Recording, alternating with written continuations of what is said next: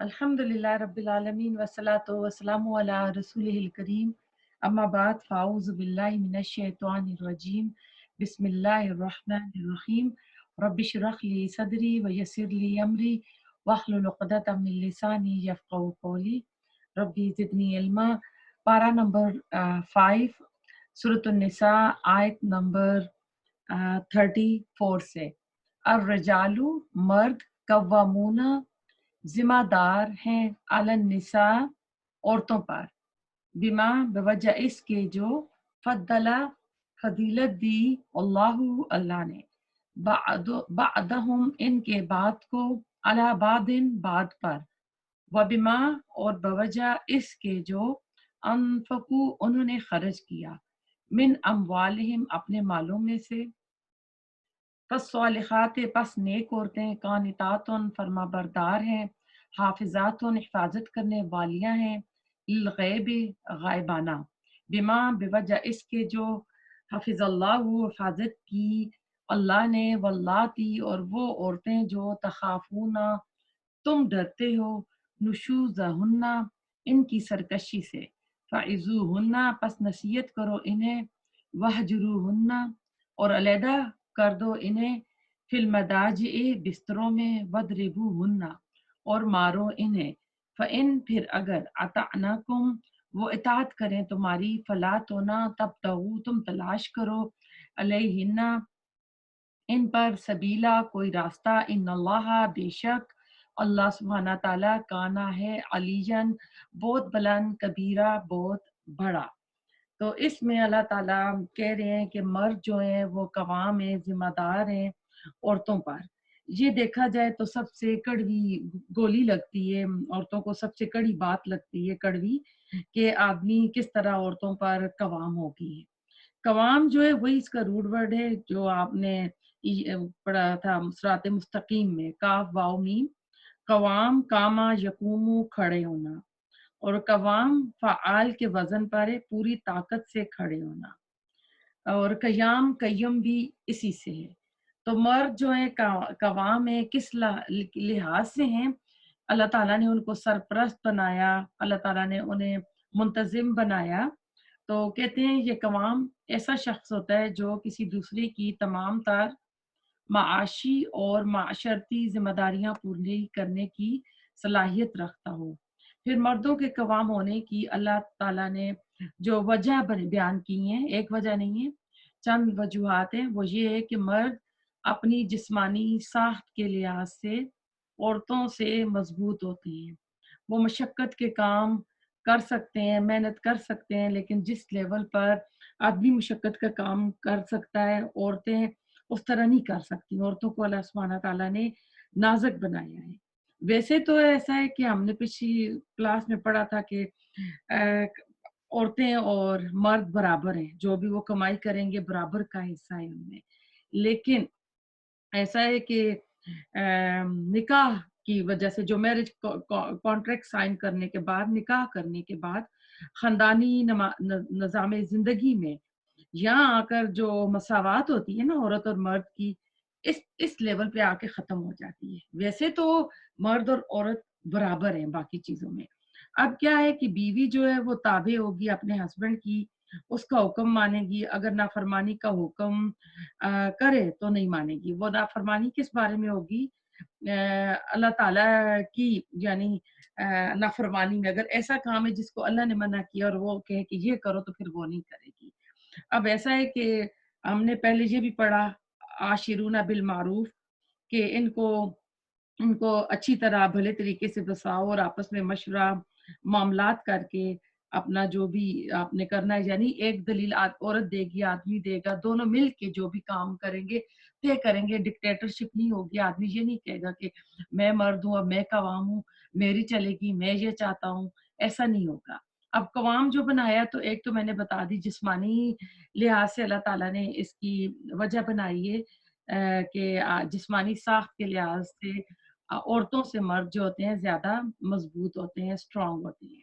फिर जिम्मेदारियों को निभाने की सलाहियत जो होती है मर्दों में, عورتوں کی نسبت زیادہ ہوتی ہے۔ اگر آپ تاریخ میں بھی دیکھ لیں تو عورتیں جو ہے نا وہ کارنامے وہ کام نہیں کر سکی، لکھنے میں بھی باقی بھی کسی بھی میدان میں جو آپ تاریخ کے اوراق دیکھیں تو جو آدمیوں نے کام کیے ہیں۔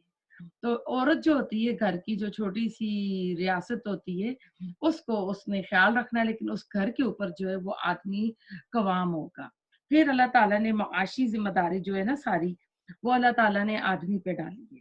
تو یعنی جو بھی خرچے وہ کر رہا ہے تو اس وجہ سے آدمی کا اللہ تعالیٰ نے ایک حصہ زیادہ رکھا، اور ہم سورۃ بقرہ میں پڑھ چکے ہیں کہ اللہ تعالیٰ نے ایک درجہ زیادہ دیا ہے۔ پھر ہم دیکھیں کہ جب طلاق کا معاملہ ہوتا ہے کہ بچے کو کون دودھ پلائے گا، اس کی اجرت کتنی ہو، یہ بھی ہم سورۃ بقرہ میں پڑھ چکے کہ بامی مشاورت سے، بامی رضامندی سے وہ طے کریں گے۔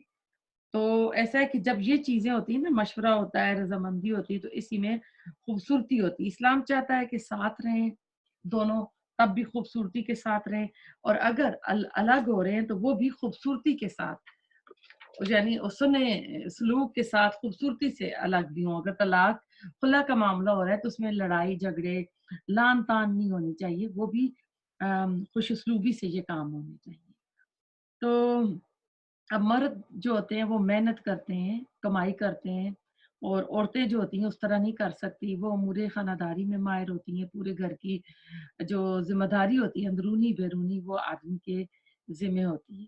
اب طلاق کا جو حق اللہ تعالیٰ نے آدمی کو دیا، رجوع کا اللہ تعالیٰ نے آدمی کو دیا، تو اس میں بھی آپ دیکھ لیں کہ حکمت آدمی کو اللہ تعالیٰ نے بڑا دل دیا ہے، جذباتی نہیں ہوتا، عورتوں کی طرح نہیں ہوتا۔ اگر عورتوں کو طلاق کا اللہ تعالیٰ نے حق دے دیا ہوتا تو عورت تو پتہ نہیں بات بات پہ آدمی کو طلاق نہیں دیتی کہ میں نے تمہیں طلاق دے دی ہے، جس طرح کی عورتیں جذباتی ہوتی ہیں۔ اور عورت جو ہوتی ہے اپنے شوہر کے گھر اور اس کی اولاد کی حکمران ہوتی ہے۔ بخاری کی حدیث ہے کہ رسول اللہ صلی اللہ علیہ وسلم نے فرمایا مرد اپنے اہل بیت یعنی اپنے گھر پر حکمران ہے، اور اس سے اس کی رعیت کے متعلق سوال جواب ہوگا، اور عورت اپنے شوہر کے گھر اور اس کی اولاد پر حکمران ہے، لہٰذا اس سے اس کی باز پرس ہوگی۔ اور جو ہم نے آیت پڑھی تھی آتی اللہ و آتی الرسول وَأُولُو الْأَمْرِ مِنْکُم میں بھی یہ بات آتی ہے کہ یہ آدمی عورتوں کے اوپر نگران ہوئے ہیں تو لہٰذا ان کی بات ماننی ہے۔ پھر ایک جگہ رسول اللہ صلی اللہ علیہ وسلم نے فرمایا بہترین بیوی وہ ہے جب تم اسے دیکھو تو تمہارا جی خوش ہو جائے، جب اس سے کسی بات کا حکم دو تو وہ تمہاری اطاعت کرے، اور جب تم گھر میں موجود نہ ہو تو تمہارے پیچھے تمہارے مال کی اور اپنے نفس کی حفاظت کرے۔ یہ بھی بخاری کی حدیث تھی۔ پھر اچھی بیوی کی صفات آتی ہیں، اس میں رسول اللہ صلی اللہ علیہ وسلم نے فرمایا ایک اچھی بیوی کی 4 صفات آپ نے بیان کی، دو میں تو شوہر کی موجودگی سے تعلق رکھتی ہیں، اور دو جو شوہر کی غیر موجودگی میں تعلق رکھتی ہیں، کہ جب شوہر گھر آئے یا باہر سے کام کاج کے بعد شام کو گھر آئے تو اس کی بیوی اس کو اچھے طریقے سے ملے، اس کا استقبال کرے، اور اس کا جسم اس کے کپڑے صاف ستھرے ہونے چاہیے۔ اب یہی دیکھ لیں کہ ہمارا حال کیا ہوتا ہے کہ پورے دن کے کاموں میں لگی ڈھیلے ڈالے کپڑے پہنے اور اسی ہولی میں ہوتی ہیں، لیکن کہیں جانا ہوتا ہے تو پھر ہمارے کپڑے میک اپ وہ ہمارا جو تیار ہوتا ہے، حالانکہ سب سے زیادہ آدمی کما رہا ہوتا ہے، اس کی کمائی کا زیادہ حصہ ہم عورتوں پہ خرچ ہو رہا ہوتا ہے، تو وہ زیادہ حقدار ہیں کہ جب وہ آئیں تو ان کو اچھی طرح ویلکم کیا جائے۔ تو کہتے ہیں اپنے شوہر کا دل موہ لے اور خامد اسے دیکھ کر خوش ہو جائے۔ دوسری بات یہ کہ جب شوہر اسے کھانے پینے کے متعلق کسی بات کے لیے کہے تو فوراً اس حکم کو پورا کرے، اسے یعنی اگر کسی اپنی ذاتی کام کے لیے بلائے تو وہ جو ہے وہ بھی پورا کرے، اور کسی غیر مرد کو گھر میں داخل نہ ہونے دے، اور نہ ہی کسی غیر مرد سے آزادانہ خوش طبعی میں باتیں کرے۔ پھر اپنے شوہر کے گھر کی امانت دار ہو، اس کے مال کو فضول کاموں میں خرچ نہ کرے، اور نہ ہی اس کی اجازت کے بغیر اللہ کی راہ میں خرچ کرے، کیونکہ وہ صدقہ بھی نہیں قبول ہوگا الا یہ کہ اس کا اپنا وہ مال ذاتی ہو، اور نہ چوری چھپے خامد کے مال سے اپنے میکے والوں کو دینا شروع کر دے۔ اور پھر کہتے ہیں کہ جب اس کا ہسبینڈ اس کو کسی کام کا کہ اور وہ اللہ کی نافرمانی کا کام ہے تو وہ اس کو نہیں پوری کرے گی۔ اور ایک اور حدیث میں ابو ہریرہ کہتے ہیں آپ نے فرمایا اگر عورت کا خامد اس کے پاس موجود ہو تو وہ اس کی اجازت کے بغیر نفلی روزہ نہ رکھے، یہ بخاری کی حدیث ہے۔ ایک اور حدیث میں آپ نے فرمایا جب مرد اپنی بیوی کو اپنے بستر پر بلائے اور وہ نہ آئے تو صبح تک فرشتے اس پر لعنت کرتے رہتے ہیں۔ یہ بھی بخاری کی حدیث ہے۔ تو ایسا ہے کہ یہاں تک تو ہم نے کر لیا کہ قوامون بما فضل اللہ بعضهم علی بعض، کہ اللہ تعالیٰ نے جو فضیلت دی ہے ایک کو دوسرے پر، تو اس آیت کے ٹکڑے میں اس بات کو سمجھانے کے لیے یعنی دلیلیں دے جا رہی ہیں کہ اللہ نے بعض کو بعض پر فضیلت دی ہے۔ تو یہاں پہ اللہ دیکھیں کہ اللہ نے کتنا پیارا خوبصورت لفظ استعمال کیا ہے۔ اللہ نے یہ نہیں کہا کہ بما فضل اللہ رجال علی النساء، دکھا چھپا کر اللہ نے کہا ہے۔ حالانکہ البقرہ میں واضح طور پر اللہ نے کہا تھا وَلِلرِّجَالِ عَلَيْهِنَّ دَرَجَةٌ، اور ان آدمیوں کا عورتوں پر ایک درجہ ہے۔ یہاں پر بات اللہ تعالیٰ بہت ہی نرم انداز میں فرما رہے ہیں۔ تو اس آیت میں لفظ بھاری اور ثقیل تھوڑا آ گیا ہے کہ الرجال قوامون علی النساء، تو مرد حاکم ہے عورتوں پر۔ پھر نرم انداز آ گیا کہ بما فضل اللہ علیہم، یہ بعضهم علی بعض۔ تو پھر ساتھ اللہ تعالیٰ نے یہ فضیلت جو دی، یہ فضیلت جسمانی قوت ہے۔ عورت کوئی پہلوان ہو سکتی ہے لیکن مرد جتنا طاقتور ہے اس طرح نہیں ہو سکتی۔ پھر عورت کو اللہ تعالیٰ نے نازک بنایا ہے۔ عورت کا حسن جو ہے اس کی نزاکت میں ہے۔ کوئی کہتا ہے کہ عورت کے لیے آئیڈیل لفظ جو ہے، یہ کسی امام نے کہا ہے، پری کا آتا ہے، اور مرد کے لیے آئیڈیل لفظ جو آتا ہے وہ دیو ہوتا ہے نا، اس کا آتا ہے۔ تو یعنی آدمی کا جس توانائی کوی ہوتا ہے، اور عورت جو ہوتی ہے وہ صنف نازک کہا جاتا ہے، نرم و نازک ہوتی ہے۔ پھر آیت کے اگلے حصے میں بات کو اللہ سبحانہ تعالیٰ نے مزید واضح کر دیا ہے کہ اللہ تعالیٰ نے فضیلت کیوں دی۔ وبما، اور بوجہ اس کے انفقو، انہوں نے خرچ کیا، من اموالہم، اپنے مالوں میں سے۔ تو دوسری بڑی وجہ فضیلت کی اللہ تعالیٰ بیان فرما رہے ہیں۔ اب دیکھیں اس معاشرے میں رہتے ہوئے شادی ہر انسان کی ضرورت ہے۔ شادی مرد اور عورت ہی سے، مرد جو ہے عورت ہی سے کرے گا، عورت مرد ہی سے کرے گی۔ شادی کے بغیر دونوں جو ہیں بیکار ہیں۔ اس رشتے میں اللہ سبحانہ تعالیٰ نے ایک کو طالب بنایا اور دوسرے کو مطلوب بنایا۔ اب آپ غور کریں، جب شادی ہوتی ہے تو حق مہر کون دیتا ہے؟ مرد دیتا ہے۔ یہ تو الگ بات ہے کہ ہمارے انڈیا پاکستان میں یہ جہیز جیسی لعنت آئی ہوئی ہے، لڑکی والوں پہ سارا کچھ ڈال دیا جاتا ہے۔ اسلام میں یہ نہیں ہے۔ اسلام میں یہ کہ لڑکی کے لیے جو گھر بنانا، فرنیچر، بیڈ، جو بھی یہ ضرورت کی چیزیں ہیں اس کے گھر کی، وہ آدمی پوری کرتا ہے۔ اس لیے ہمارے ہاں کہا جاتا ہے جہیز ایک لعنت ہے، تو عربوں کے ہاں جو ہے نا ڈوری، حق مہر کو کہتے ہیں کہ اس کو کم کیا جائے۔ وہاں لاکھوں کی لڑکے کے اوپر ڈال دی جاتی ہے کہ لڑکی سے شادی کر رہا ہے تو یہ بھی کرے وہ بھی۔ اور جو ہمارے یہاں شادی کا خرچہ، بارات، یہ وہ ڈالی جاتی، اسلام میں یہ بھی نہیں ہے۔ نکاح کر دو، مسجد میں کر دو، لڑکی رخصت کر دو، پھر ولیمے کی جو پارٹی ہے وہ لڑکے پہ ڈالی جاتی ہے۔ تو آج بالکل الٹ ہو رہا ہے ہمارے یہاں۔ اب دیکھیں حق مہر جو ہے کون دیتا ہے؟ شادی ہوتی ہے تو آدمی پہ ڈالا گیا نا، اور عورت وصول کرتی ہے۔ تو مال کس نے خرچ کیا؟ آدمی نے کیا۔ اگر اسلامی شادی آپ دیکھ لیں، اسلامی شریعت میں، تو وہ سارا خرچہ آدمی پہ آتا ہے۔ تو معاشی ذمہ داریاں ساری کی ساری مرد پر اسلامی شریعت نے ڈالی ہیں۔ اب ہم نے پڑھا کہ لباس کسوتہن وسکنا، یعنی اس کا لباس جو ہے آدمی کے ذمہ ہے، اس کی رہائش گھر جو ہے اس کے ذمہ ہے، خوراک جو ہے وہ کھانا پینا بھی آدمی دے گا۔ تو روٹی، کپڑا اور مکان سب سے بڑا مسئلہ ہوتا ہے، اور یہ اللہ سبحانہ تعالیٰ نے مردوں پہ ڈالا ہے۔ تو تین بنیادی چیزیں عورت کا حق ہے اس کے شوہر پر۔ شوہر یہ تینوں چیزیں پوری کرے گا۔ عورت کی اپنی اگر کوئی جائیداد ہے جو اس کو اپنے والد کی طرف سے ورثہ میں ملی ہے تو وہ اس کی اپنی ہے۔ اس کی آمدنی جو ہے وہ بھی اس عورت کی اپنی ہے۔ وہ جس طرح چاہے اس کو خرچ کرے اور صدقہ کرے، جس طرح وہ اس کو چاہ رہی ہے وہ کرے۔ اور اگر اس کی کوئی زمین ہے جس سے فصل آ رہی ہے تو اس کے اوپر جو عشر وغیرہ دینا ہے وہ عورت ہی ادا کرے گی۔ اور اگر اس کے پاس زیورات ہیں تو اس کے پاس جو زکوٰۃ ہوگی وہ بھی وہ عورت اپنی جو اس کا ذاتی زیور ہے وہی ادا کرے گی۔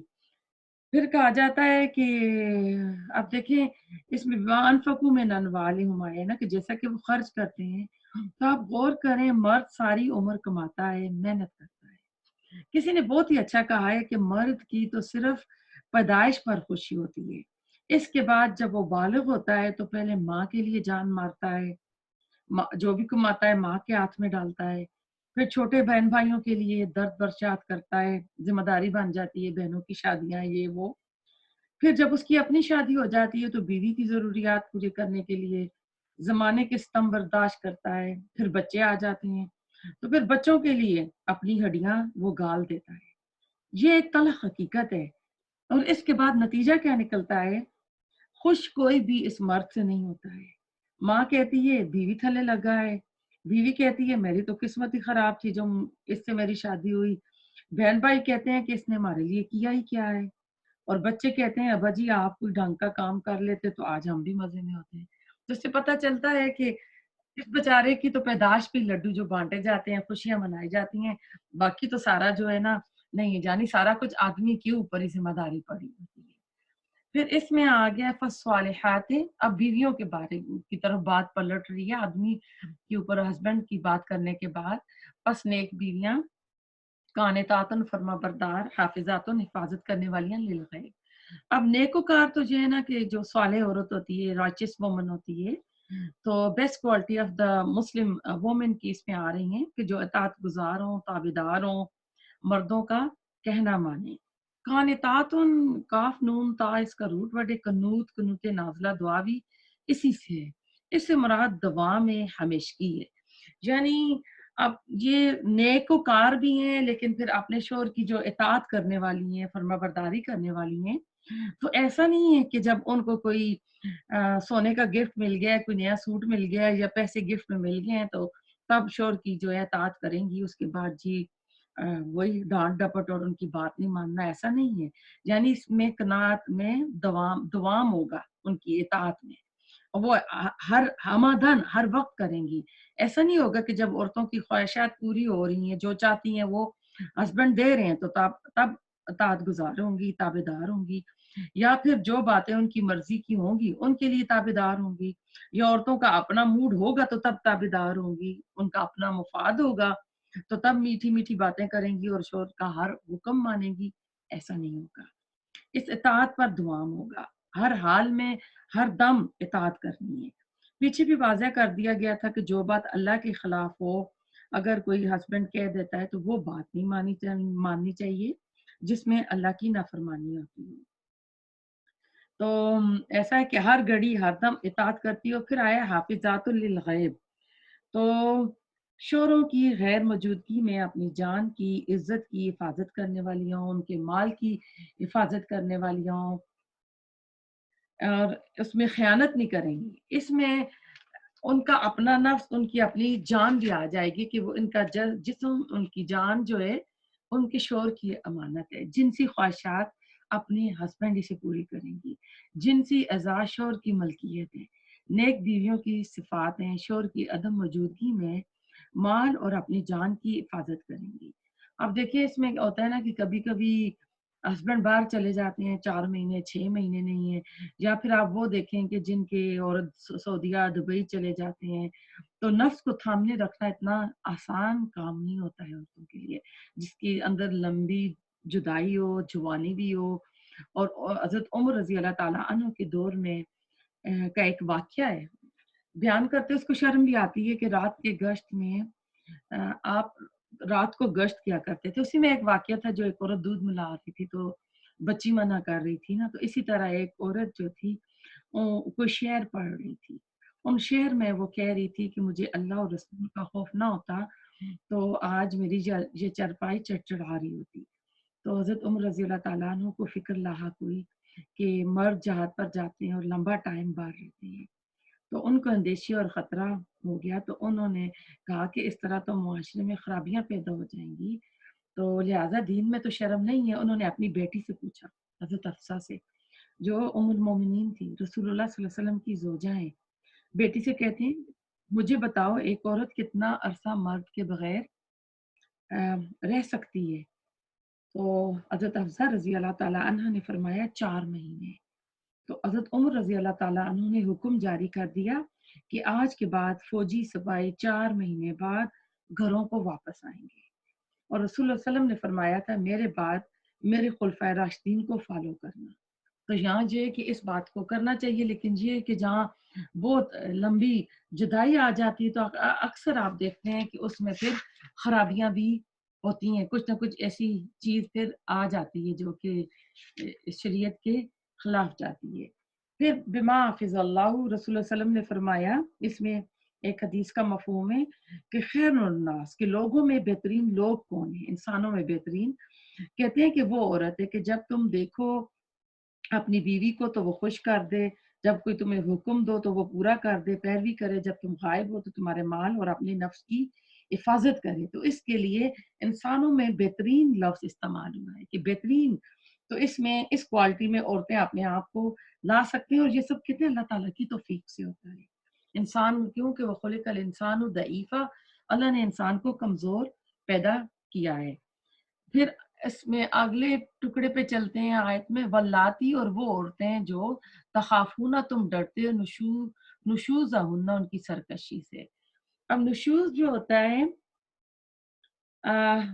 بلندی یا اٹھان یا ابھار کے معنی میں آتا ہے، خصوصاً جب کسی چیز میں کہتے ہیں یہ اٹھان جو ہے اس کا نتیجہ یعنی اس طرح ہو کہ عورت اپنے خاوند کو اپنے ہمسر یا اپنے سے کمتر سمجھتی ہو، یا اس کی سربراہی کو، اس کی قوام ہونے کی جو حیثیت ہے اسے اپنے لیے توہین تسلیم کرے، اور اس کی اطاعت کے بجائے اس کے ساتھ سرکشی کرے، خندہ پیشانی سے آنے کی بجائے بد اخلاقی سے پیش آئے اور سرکشی پر اتر آئے، اور بات بات پر ضد اور حد درمی دکھاتی ہو، یا مرد پر ناجائز قسم کے الزام لگاتی ہو، یہ باتیں نشوز کے معنی میں داخل ہوتی ہیں۔ ایسی عورتوں کے بارے میں اللہ تعالیٰ نے مردوں کو 3 قسم کی ترتیب بار یعنی جو سٹیپ ہیں وہ اٹھانے کی اجازت دی ہے۔ تو پہلا قدم اس میں جو آیا ہے فَإِذُوهُنَّ، کہ تم ان کو نصیحت کرو۔ تو اب نصیحت کو ہم دیکھتے ہیں کہ انہیں واعظ کرو، واعظ نصیحت سے نکلا ہے، انہیں نرمی سے سمجھاؤ۔ پہلا درجہ یہ ہے، پہلا سٹیپ یہ ہے۔ اگر اس طرح کرنے سے مسئلہ حل ہو جاتا ہے تو بہت اچھی بات ہے، پھر اگر وہ حل نہیں ہوتا تو پھر اس سے اگلا سٹیپ جو ہے وہ آئے گا۔ تو اب نرمی سے سمجھانے کا ہے، لہٰذا کہتے ہیں کہ کم از کم اپنی بہتری اور مفاد کی خاطر گھر کی فضا کو وہ خراب نہیں ہونے دے گی۔ تو پھر کیا کرے کہ اگر وہ نہیں کر رہی، اگلا جو ہے وَاہْجُرُوهُنَّ، تو ان کو الگ کر دے ان سے، یعنی اس سے مراد ہے کہ ایسا نہیں ہے کہ گھر سے نکال دے، مطلب ہے کہ ہم بستری نہ کریں۔ حدیث میں آتا ہے کہ اس سلسلے میں مزید وضاحت دے دی گئی ہے کہ گھر ایک ہی ہونا چاہیے، ایک ہی چھت کے نیچے ہوں، مکان علیحدہ نہ ہو۔ یہ بھی ہو سکتا ہے کہ اسی کمرے میں بیڈ الگ کر دے، شوہر الگ بیڈ پر ہو اور بیوی جو ہے الگ بیڈ پر ہو۔ کبھی 1 بیڈ روم اپارٹمنٹ ہو سکتا ہے، تو کبھی ایسا ہے کہ جوائنٹ فیملی بھی ہو سکتی ہے کہ اپنے کمرے سے نکالے تو باقی لوگوں کو پتہ چل جائے گا۔ تو ابھی بات جو ہے 2 کے درمیان ہے، تو 2 کے درمیان ہے تو آپس میں یہ مسئلہ حل کر رہے ہیں تو اسی کمرے میں اس کو الگ کر سکتے ہیں۔ تو ایسا ہے کہ عورت اگر سمجھدار ہوگی نا تو اپنے گھر کی فضا کو خراب نہیں کرنا چاہے گی، تو دیکھے گی تو پھر اپنے آپ کو ٹھیک کر لے گی، تو اپنا یعنی بھلا وہ چاہے گی کہ اس سرد جنگ کو وہ ختم کر دے۔ تو پھر اس کے بعد اگلا جو سٹیپ آ رہا ہے، آخری تیسرا آخری جو درجہ ہے اس میں آیا ہے، اچھا یہ آیا ہے واجرنا فی المداج، یہ بستروں میں الگ کرتے ہیں، دیکھیں گھروں میں کمروں کا نہیں آیا ہے، وَاضْرِبُوهُنَّ، اور مارو انہیں۔ اب یہاں پہ مارنے کا حکم آیا ہے، لیکن حدیث سے پتہ چلتا ہے کہ ایسی مارو کہ ہلکی ہو، چہرے پہ نہ مارا جائے۔ اب ایسا ہے کہ رسول اللہ صلی اللہ علیہ وسلم نے فرمایا بیوی کو مارو نہیں، نہ اسے برا بھلا کہو، نہ اسے چھوڑو، مگر گھر میں ہی اسے اپنے بستر سے علیحدہ سلاؤ، گھر سے نکالو نہیں۔ یہ ابو داؤد کی حدیث ہے۔ ایک اور حدیث میں آپ نے فرمایا تم میں سے کوئی اپنی بیویوں کو یوں نہ مارے جیسے اپنے غلام کو مارتے ہیں، پھر دن کے آخر میں اس سے یعنی ہم بستری کرتے ہیں۔ یہ بخاری کی حدیث ہے۔ پھر اگر مارنے کے بغیر اور رائے راست پر نہیں آ رہی، کوئی امکان ہی نہیں ہے، تو پھر جو ہے کہ اس کو کہتے ہیں غلاموں کی طرح بے تحاشا نہ ماریں۔ ایک حدیث کے مطابق یہ بھی کہ کسی کو بھی یہ اجازت نہیں ہے کہ اپنی بیوی یا ملازم یا بال بچوں کو منہ پر مارے، یعنی بیوی کو منہ پر مارنے کی اجازت بھی نہیں ہے، غلاموں کی طرح مارنے کی بھی نہیں ہے۔ اور تیسری پابندی یہ کہ ایسی مار نہ مارے جس سے اس کی بیوی کو کوئی زخم آ جائے یا اس کی کوئی ہڈی پسلی ٹوٹ جائے، یعنی ان حدود کے اندر یہ کام ہوگا۔ تو اگر وہ باز آ جاتی ہیں اور محض ان پر اپنا رعب داغ قائم کرنے کے لیے پچھلی باتیں یاد کر کے پھر یعنی انتقام یہ اگلی اس پہ ٹکڑے پہ جا رہے ہیں، پہلے اسی کو میں آپ کو واضح کر دوں تو اور یہ حدیث میں آتا ہے کہ جو مارنا ہے مسواک سے مارنا ہے، تو مسواک کتنی ہلکی ہے، اگر مارے تو اس کی مار کیا لگتی ہے۔ پھر ایسا ہے کہ ایک کیس رسول اللہ صلی اللہ علیہ وسلم کے پاس آیا، ایک شخص نے بیوی کو بھرپور دھپڑ جو ہے رسید کیا، تو اس عورت نے فریاد کی رسول اللہ صلی اللہ علیہ وسلم کے سامنے، تو آپ نے اس کو حق دے دیا کہ ویسا ہی دھپڑ تم بھی مارو، یعنی میاں تو اس وقت یہ آیت نازل ہوگی، یہ شان نزول اس آیت کی ہے۔ تو آپ نے ان دو کو واپس بلایا اور شریعت کا بتایا کہ شریعت کا یہ حکم آ چکا ہے، دپڑ کا جوابی دپڑ نہیں ہوگا۔ آپ نے اپنا فیصلہ واپس لے لیا کہ اب اللہ کا حکم آ گیا، اب ایسا کرنا ہے۔ اب عورت نہیں سدھر رہی، اپنے گھر کی زندگی جہنم بن رہی ہے، سکون ختم ہو رہا ہے، عورت سرکشی پر اتر آئی ہے، تو آخری حل جو ہے مارا جائے بیوی کو دو شرائط کے ساتھ، چہرے پر نہ مارا جائے کہ چہرے پر زخم آئے یا ہڈی پسلی ٹوٹ جائے، اور نہ ہی باقی جسم پر ایسی شدید مار ہو کہ اس کے نشان ٹوٹ جائیں اور نشان رہ جائیں یا ہڈی ٹوٹ جائے، تو مارنے کی اجازت ہے اس حد تک۔ اب اس میں یہ بھی کہ کسی مرد نے یہ تینوں درجے تینوں مراحل پورے کیے ہیں، فَإِنْ أَطَعْنَاكُمْ فَلَا تَبْتَغُوا عَلَيْهِنَّ سَبِيلًا، تو اب بات بن گئی ہے، اب اطاعت کرنے لگی ہیں عورتیں، اور تم اپنی روش کو جو ہے نا بدلو، کہ اب یہ نہیں ہے کہ تم وہ اب لڑائی جھگڑا ہوا تو پرانے بدلے اتارنے کے لیے یا بار بار اس کو تانے دو اور اس کو تنگ کرو، یعنی پھر ایسا نہیں کرنا ہے۔ باز آ جاتی ہیں تو اپنا روب ڈالنے کے لیے ان کو بار بار جو ہے نا تنگ نہ کریں، تانے نہ دیں، کیونکہ رات گئی بات گئی، بار بار پرانی باتیں دہرائی جائیں تو پھر حالات جو ہے نا بہت خراب ہو جاتی ہیں۔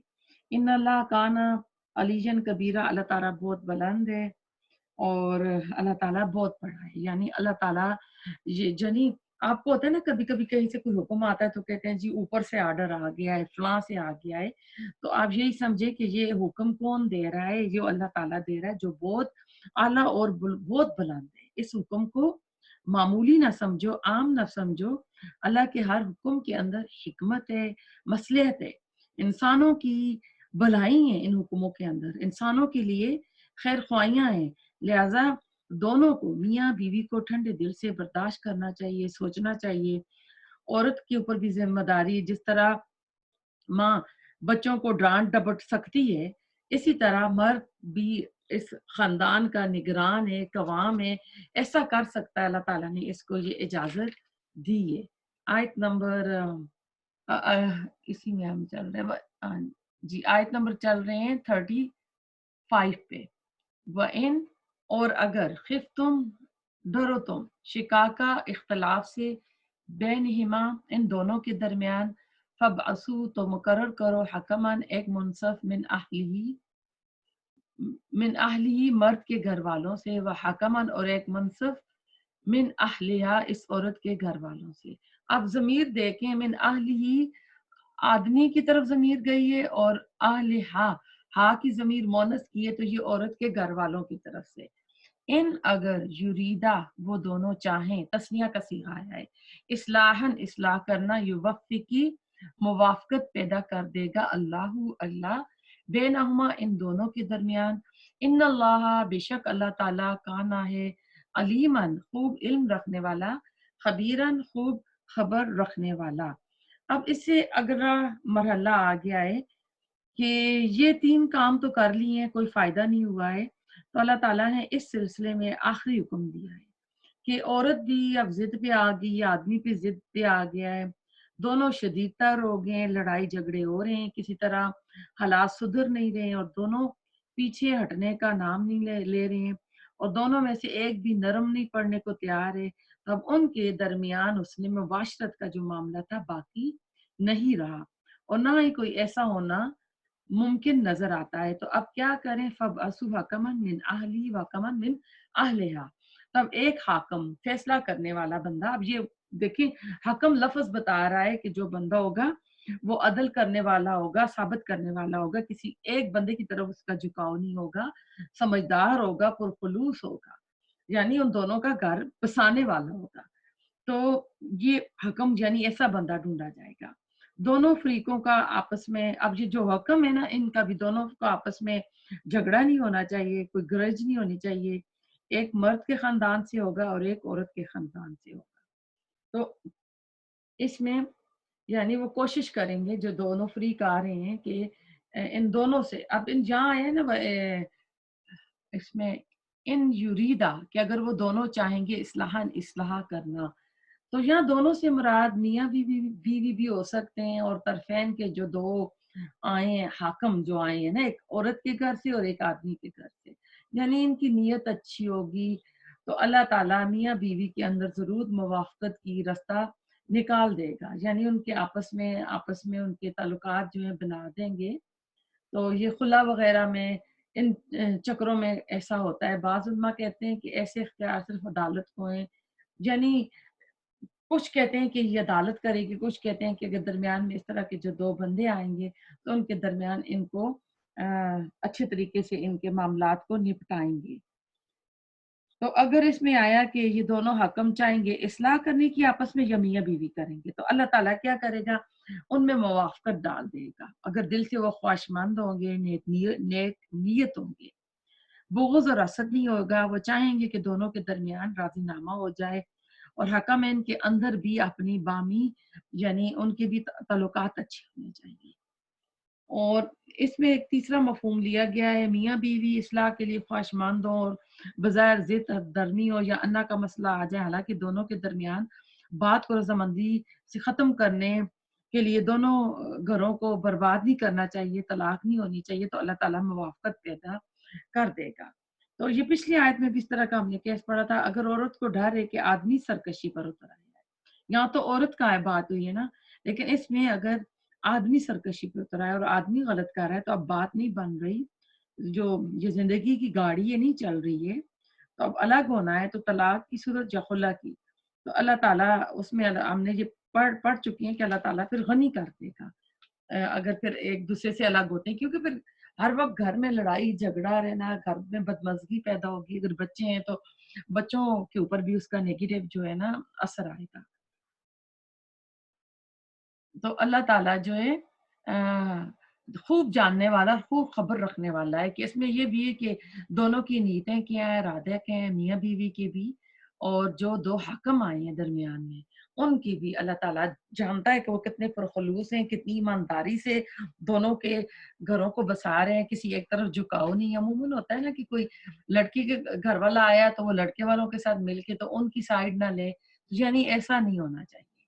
आयत नंबर 36, वअबुदू और इबादत करो अल्लाह अल्लाह की, वला और ना तुशरिकू तुम शरीक करो बिही साथ इसके, शेहन किसी चीज को, वबिल वालिदैन और साथ वालदेन के एहसाना एहसान करना, वबिजिल कुर्बा और साथ कराबतदारों के, रिश्तेदारों के, वल यतामा और यतीमों के, वल मसाकीना और मिस्कीनों के, वल जारे और पड़ोसी पड़ोसी हमसाया, जिल कुर्बा रिश्तेदार कराबतदार, वल जारे और पड़ोसी, अल जुम्बे अजनबी, वसाहिबी और साथी, बिल जुम्बे पहलू के, वब्न सबील और मुसाफिर राहगीर, वमा और जिनके मलकत मालिक हुए ए मानुकुम दाएं हाथ तुम्हारे, इन्ना बेशक अल्लाह अल्लाह ला युहिब्बु नहीं वो पसंद फरमाता,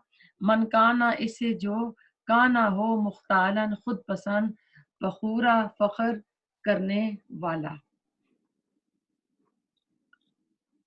अब इस आयत में हम देख रहे हैं कि वाबुदुल्ला वला तुशरिकू भी शेया, सूरत निसा में अल्लाह ताला ने माशरती मामलात जो हैं उन पे बात की है, और ये बहुत ही अहम है। इसमें हमने औरतों के हकूक, यतीमों के हकूक, विरासत, इन पर बात हो चुकी है।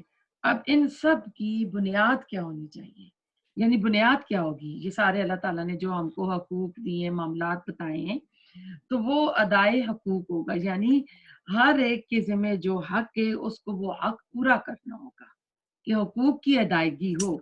आज के मुआशरे में जो अहम और नंबर 1 बात है वो तालिबी हकूक है, यानी हर बंदे को अपना हक चाहिए, हकूक तलब करो, لیکن ادا کرنے پر کوئی زور نہیں دیتا.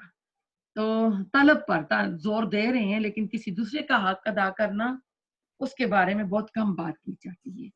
قرآن زور دیتا ہے حقوق کی ادائیگی پر کہ تم حقوق ادا کرو، ورنہ وہاں جب قیامت کے دن وہاں اکٹھے ہوں گے تو اللہ سبحانہ تعالیٰ کے سامنے حساب دینا پڑے گا. اپنی نیکیاں اعمال نامے سے کم ہو جائیں گی. حدیث آپ سب کو پتہ ہے، من مفلس جو عمل قیامہ، قیامت کے دن مفلس کون ہوگا. تو حقوق میں سب سے پہلا اور بڑا حق ہمارے اوپر اللہ سبحانہ تعالیٰ کا ہے، جو خالق ہے. اس نے ہم کو پیدا کیا، پھر وہ ہمارا رب ہے، وہ ہمیں پروان چڑھانے والا، نشو نما کرنے والا، ذرے سے کمال تک پہنچانے والا. ہماری ساری ضروریات جو ہے نا اللہ پوری کر رہا ہے. پھر وہ مالک بھی ہے. مالک کس طرح؟ یہ جان جو میرے پاس ہے یہ میری نہیں ہے، اللہ تعالیٰ کی امانت ہے میرے پاس. پھر مال دولت اولاد جو بھی ملا یہ ہمارے پاس اللہ تعالیٰ کی طرف سے ایک امانت ہے. یعنی he is a creator, he is a sustainer, he is a provider and he is a protector. تو اللہ تعالیٰ یعنی اللہ تعالیٰ کا سب سے پہلا حق آتا ہے کہ اللہ تعالیٰ ہی نے ہم کو پیدا کیا، اللہ تعالیٰ ہی ہماری تمام ضروریات کو پورا کر رہا ہے. تو کسی انسان کا یعنی اللہ کی شکل میں ظاہر ہونا، جس کو ہندو لوگ اوتار کہتے ہیں. تو اب یہ دیکھیں اللہ کے ساتھ شرک نہ کریں نا، تو شرک کی کئی اقسام آ جاتی ہیں. تو عبادت کس کی کرنی ہے؟ عبادت اللہ کی کرنی ہے. اس میں وعبد اللہ آیا ہے کہ اللہ کی عبادت کرو. اب عبادت سے مراد صرف نماز، روزہ، حج، زکوٰۃ نہیں ہے، بلکہ میرا جینا میرا مرنا اللہ کے لیے ہوگا. انا محیی و مماتی للہ رب العالمین، جو ابراہیم علیہ السلام نے کہا تھا. یعنی بندگی کرو. بندگی کیا ہوتی ہے؟ غلامی ہوتی ہے. اطاعت کرو. یہ خود اپنی جگہ پر ایک مکمل موضوع ہے اطاعت کا، بندگی کا. تو غلطی سے ہمارے ہاں صرف نہ عبادت کے لفظ کو جب لایا جاتا ہے تو اس کے مفہوم کو یا اس کو ہم یہی سمجھتے ہیں کہ اس میں بس نماز، روزہ، حج، زکوٰۃ اور یہ بس جی کپڑے جو پہن لیے عبادت کے تصور میں، بڑی سی چادر لے لی اور عبایا پہن لیا، مسجد کو چلے گئے. عبد کہتے ہیں غلام کو، عین با دال. تو وہ غلام کیا ہوتا ہے کہ وہ ہر حال میں ہر گھڑی اپنے آقا اپنے مالک کا فرما بردار ہوتا ہے. وہ یہ موسمی نیکیوں کی طرح نہیں ہوتا کہ خاص مہینوں میں جیسے محرم کے دن آ گئے، رمضان کے دن آ گئے، ذی الحجہ کے دن آ گئے تو ہم مسجدوں میں بھی نظر آئیں گے، ہم مسجدیں بھی آباد کریں گے، ہم مومن نظر آئیں گے. یا پھر جمعہ ٹو جمعہ ہم جو ہیں اس میں یہ ہے کہ 7 days a week اور 24 hours جو ہوتے ہیں 7/24 یعنی اس میں مومن رہنا ہے. تو کوئی مومن یہ نہیں کہہ سکتا کہ میری جو ڈیوٹی آورس ہے نا وہ ختم ہو گئی، اب میں جا رہا ہوں. ہم جو ہے ہر وقت ہمہ وقت ملازم ہیں، رات دن ہر وقت. جب بھی اللہ تعالیٰ کا حکم آئے گا، جو بھی حکم دیا جائے گا تو غلام کیا کرتا ہے؟ آقا کی طرف سے کوئی حکم آئے تو وہ اس کو پورا کرتا ہے. آقا نے مالک جو آقا ہوتا ہے اگر وہ اپنے نوکر کو کوئی بیڈ سونے کے لیے دے دیتا ہے، کوئی پلنگ دے دیتا ہے یا کوئی کمرہ دے دیتا ہے یا کوئی سرونٹ کوارٹر دے دیا تو اب وہ اس غلام کا نہیں ہوتا، وہ بیڈ بھی اس کا نہیں ہوتا، وہ کمرہ بھی نہیں، وہ سرونٹ کوارٹر بھی اس کا نہیں ہوتا، بلکہ وہ مالک کا ہوتا ہے. اس کا جو آقا ہے نا اس کا ہوتا ہے. غلام جو ہے نا اس کا اپنا آپ بھی مالک کی، کیونکہ وہ زر خرید غلام ہے، اس کی اپنی مرضی کوئی نہیں ہوتی ہے. تو غلام کی چیزوں کا مالک بھی اس کا آقا ہوتا ہے. عبد کا جو غلام ہوتا ہے نا اس کا اپنا کچھ بھی نہیں ہوتا، اس کی اپنی مرضی بھی نہیں ہوتی. تو پتہ چلا ملکیت جو ہے تامہ جو ہوتی ہے، ملکیت جو کمپلیٹ ملکیت ہوتی ہے مکمل صرف آقا کی ہوتی ہے. عبد جو ہوتا ہے جو بندہ ہوتا ہے اس کی نہیں ہوتی ہے. تو ہمارا اللہ سبحانہ تعالیٰ کے ساتھ تعلق جو ہے نا یہ آقا اور غلام والا ہونا چاہیے، یہ ہونا چاہیے. تو 2 چیزیں اس کے اندر آتی ہیں. نمبر 1 ہر اعتبار سے مکمل تابعداری، اطاعت گزاری، ٹوٹل اوبیڈینس اللہ تعالیٰ کے لیے. نمبر 2 پھر یہ جو ہوگی نا یہ اللہ تعالیٰ کی تابعداری جو ہوگی یہ اللہ تعالیٰ کی محبت میں ہوگی. جس جذبے سے ہم اپنے والدین کا کہنا مانتے ہیں، جو جذبہ شکر، جذبہ محبت ہم اپنے ماں باپ کے لیے رکھتے ہیں، یہ جذبہ اطاعت اور فرما برداری کا ہے. لیکن اللہ کے لیے جو مالک ہے، خالق ہے، رب ہے، اس کی محبت سے سرشار ہو کر اس سے اوپر بڑھ کے کرنا ہے۔ پھر ایسا ہے کہ اللہ کے ساتھ پھر آیا ہے اس میں ولا تشرکو بھی شیئا، اور اس کے ساتھ کوئی شرک، کسی کو شریک نہ کرو۔ تو شرک کی جو ہیں 3 بڑی اقسام آتی ہیں۔ امام ابن تیمیہ نے اس کو 2 میں تقسیم کیا۔ نمبر 1 شرک فی العقیدہ، اور نمبر 2 شرک فی الطلب۔ لیکن اس کی 3 بھی بنتی ہیں۔ شرک فی الذات، یعنی اللہ تعالیٰ کی ذات میں شرک کرنا، شرک فی الصفات، اللہ تعالیٰ کی صفات کے ساتھ شرک کرنا، اور شرک فی الطالب۔ تو ذات میں شرک جیسے آ جاتا ہے اللہ تعالیٰ کا بیٹا بیٹی یا اتار قرار دینا، یہ شرک کی بدترین جو ہے نا قسم ہے، اس پر اللہ تعالیٰ کا غضب ہے، یہ عقیدے کا شرک ہے۔ عقیدے کا دوسرا شرک جو ہے صفات میں آتا ہے کہ اللہ تعالیٰ کی صفات میں شامل کر لینا۔ اب بندے جو ہیں اللہ تعالیٰ کی مخلوق ہے، اب بندوں کے اندر کوئی عدل کی صفت ہو سکتی ہے، کسی کو معاف کرنے کی ہو سکتی ہے، لیکن وہی ہم اللہ والی صرف بندے کو کر لیں کہ وہ ہے، تو ایسا نہیں ہم کر سکتے۔ اللہ کی جتنی بھی صفات ہیں وہ قدیم ہیں، اور بندے کی صفات جو ہیں حادث ہیں، نئی نیو۔ اور اللہ کی صفات جو ہیں وہ غیر محدود ہیں، انلمیٹڈ، اور جو بندے کی ہیں ان کی لمٹس ہیں، وہ محدود ہیں۔ اب ہمارے پاس جو کچھ بھی ہے نا وہ اللہ تعالیٰ کی طرف سے عطائی ہے، اللہ تعالیٰ کا دیا ہوا ہے، ہمارا ذاتی نہیں ہے۔ وَلَا يُحِيطُونَ بِشَيْءٍ مِّنْ عِلْمِهِ إِلَّا بِمَا شَاءَ۔ تو اللہ یعنی خود اپنے علم میں سے جو چاہے فرشتوں کو دے دے، جس کو دے دے، وہ اللہ کی مرضی ہے۔ اور فرشتوں نے بھی کہا تھا اللہ کو کہ ہمیں کچھ علم نہیں سوائے اس کے کہ اللہ جو آپ نے ہم کو علم دیا، انہوں نے بھی کہا تھا سبحانکا۔ تو انسان کے لیے عالم کا لفظ، فلاں بندہ عالم اسکالر ہے یا علامہ، جیسے علامہ اقبال کے لیے ہم کہتے ہیں، اور سیالکوٹ شعر کے لیے آتا ہے کہ وہاں سے بڑے علامہ نکلے ہیں، تو اس کو بندے کے لیے جب استعمال کریں گے تو وہ لفظ جو ہوگا نا تو وہ یعنی 3 شرائط کے ساتھ ہوگا، یعنی اس کا علم جو ہے وہ حادثی ہے، حادث ہے، قدیم نہیں ہے، اور اس کا علم محدود ہے۔ اور پھر نمبر 3 ان کا علم جو ہے وہ اللہ تعالیٰ نے دیا ہوا ہے، عطائی ہے، ان کا ذاتی نہیں ہے، اللہ کا عطا کردہ ہے۔ اور یہ جو ہمارے دیوبندی اہل حدیث بریلوی، ان میں بھی کافی بحث رہی ہیں، اور 3 شرطیں، یہی 3 شرطیں وہ رسول اللہ صلی اللہ علیہ وسلم کے علم کے لیے بھی کہتے ہیں۔ وہ کہتے ہیں ہم رسول اللہ صلی اللہ علیہ وسلم کا علم ناپ نہیں سکتے، لیکن اللہ کے مقابلے پر حادث ہے، عطائی ہے اور محدود ہے۔ ایک اور مثال اگر صفت میں دیکھ لیں، جس طرح علم پر آئی ہے، اسی کو آپ قیاس کرتے جائیں، اور ہر صفت، جیسے کوئی عادل ہے، اچھا حاکم ہے، منصف ہے، جو بھی اس میں جو صفت لے آئیں، تو اس میں یہ 3 چیزیں آپ دیکھیں گے۔ جیسے کسی کا فضل ہے، کوئی رحم کرنے والا ہے، تو ان سب کو 3 شرائط کے ساتھ دیکھنا ہوگا۔ اسی طرح دیکھیں ہمارا وجود جو ہمارے پاس ہے یہ عطائی ہے، اللہ تعالیٰ نے دیا ہے، اللہ کا وجود ذاتی ہے، اللہ کا وجود قدیم ہے، اور ہمارا حادث ہے، ہمارا وجود محدود ہے، اور اللہ تعالیٰ کا لا محدود ہے۔ تیسرا ہم سب کو ضرورت ہے پھر کہ ہم حلال حرام ان چیزوں کا خیال رکھیں، جائز ناجائز ہم ان بارے میں خیال رکھیں کہ ہم اپنے آپ کو اس سے کس حد تک بچاتے ہیں۔ پھر اس میں ہم آگے چلتے ہیں کہ اللہ تعالیٰ فرماتے ہیں اپنے حق کے فوراً بعد وَبِالْوَالِدَيْنِ احسانًا، اور والدین کے ساتھ احسان کرنا۔ اس میں تھوڑا سا اور بتا دوں کہ عبادت میں اطاعت بھی ہوگی، محبت بھی ہوگی۔ ابھی میں اللہ کی عبادت کے ساتھ ہوں، والدین والے ٹاپک پہ نہیں آئی ہوں۔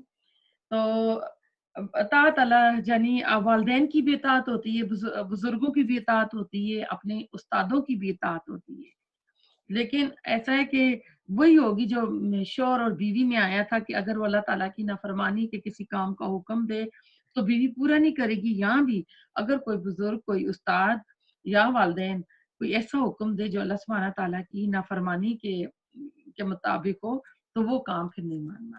اللہ کے حکم کے مقابلے پر نفس کی پیروی ہے تو خدا کو اپنا معبود بنا لیتا ہے۔ وہ بندہ کیا کرتا ہے؟ اپنے نفس کو بنا لیتا ہے۔ اسی طرح اگر بڑوں کی اطاعت ہے اور اللہ کی اطاعت نیچے چلی گئی ہے تو اس نے بڑوں کو اپنا معبود بنا لیا۔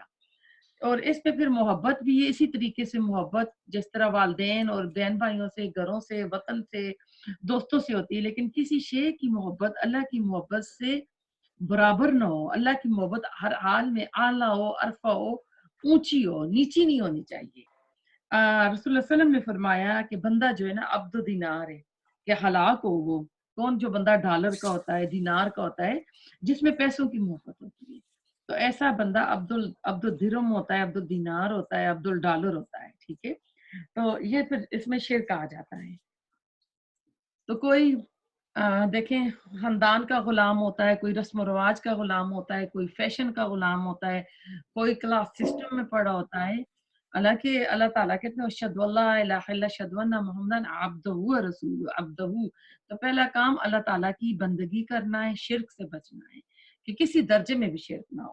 پھر اگلے اس ٹکڑے پہ آتے ہیں کہ اور والدین کے ساتھ احسان کرنا۔